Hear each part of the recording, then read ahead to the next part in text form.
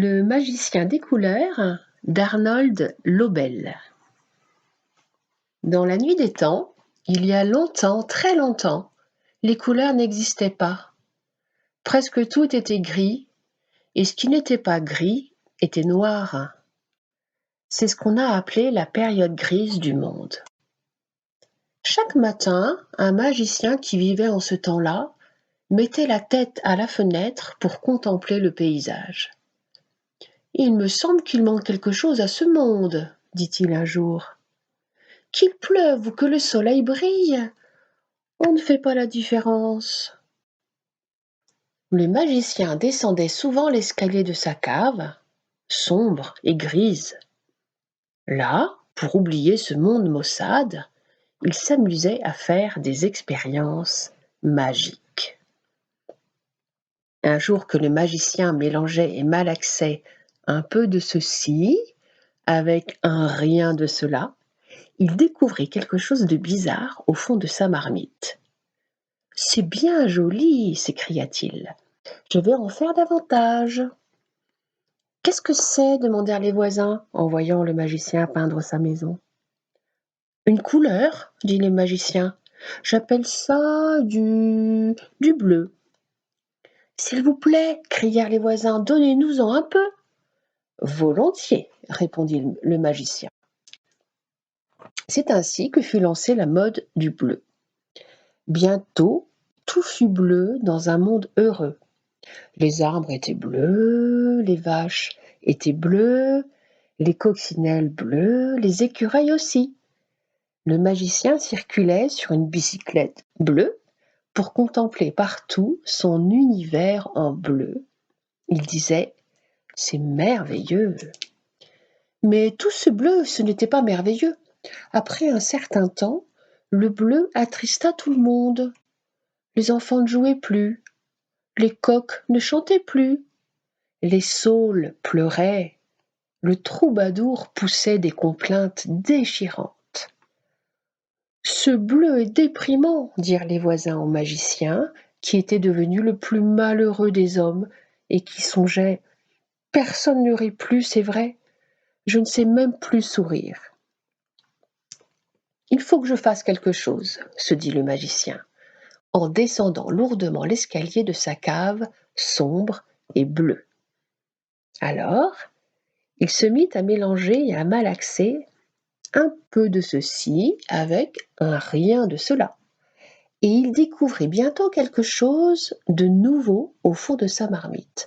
« Ah, voilà qui est plus gai !» s'écria-t-il.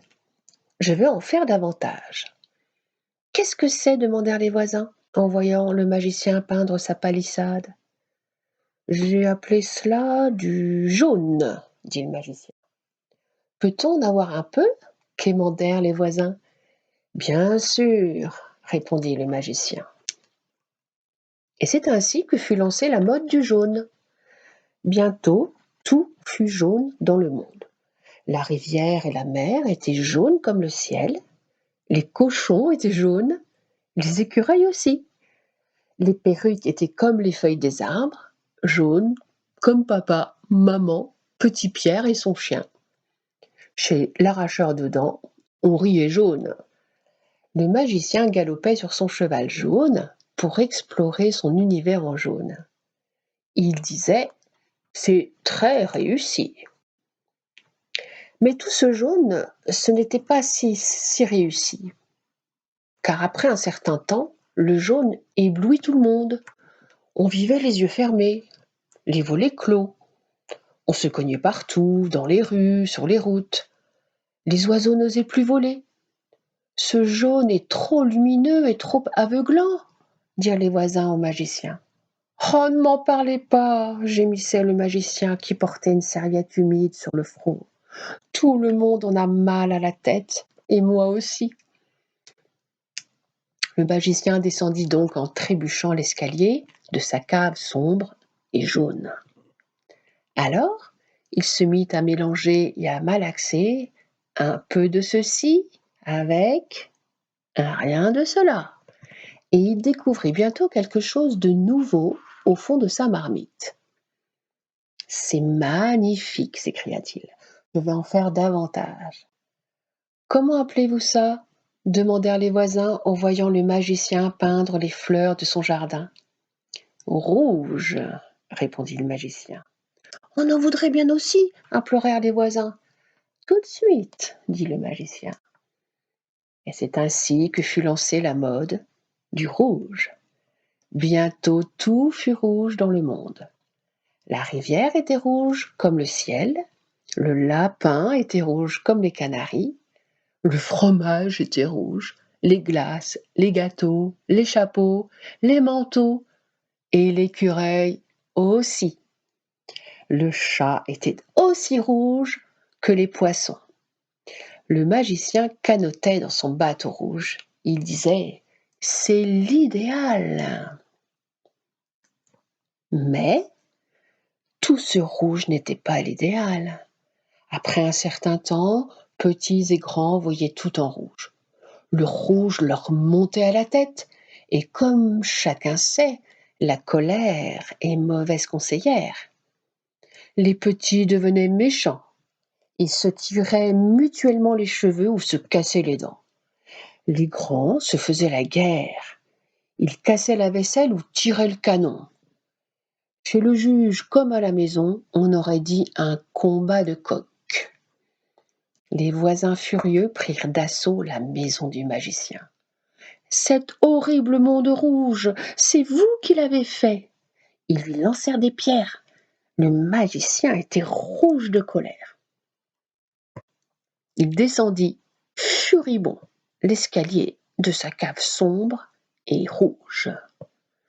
Pendant des jours et des jours, il mélangea et malaxa. Il essaya toutes les formules magiques pour trouver une nouvelle couleur. Mais il ne put faire que du bleu et encore du bleu, du jaune et encore du jaune, du rouge et encore du rouge, jusqu'à ce que toutes les marmites fussent pleines à ras-bord. Les marmites étaient si pleines qu'elles débordèrent. Le bleu, le jaune et le rouge se mélangèrent. Et ce fut un beau gâchis. Mais quand le magicien vit ce qu'il se passait, il s'écria « Oh, j'ai trouvé !» Et il dansa, fou de joie, dans la cave. Le magicien mélangea le bleu et le rouge, et il fit une nouvelle couleur. Il mélangea le jaune et le bleu, oh, et il fit une autre couleur. Il mélangea le jaune et le rouge, et il fit encore une autre couleur. « Hurrah !» cria-t-il, et il mélangea le rouge, le bleu et le jaune de différentes façons. « Regardez les belles choses que je viens d'inventer !» dit le magicien quand il eut terminé. « Qu'est-ce que c'est ?» demandèrent les voisins. « Du violet, du vert, de l'oranger ?» dit le magicien. « On en a la tête qui tourne !» crièrent les voisins.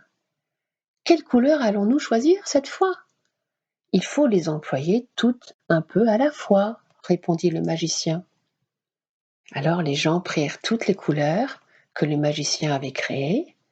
Bientôt, chacune d'elles trouva sa place, et après un moment, quand le magicien ouvrit sa fenêtre, il regarda et dit « C'est merveilleusement réussi et idéal. » Les voisins apportèrent au magicien en cadeau des pommes rouges, des feuilles vertes, des bananes jaunes, des fleurs bleues et du raisin.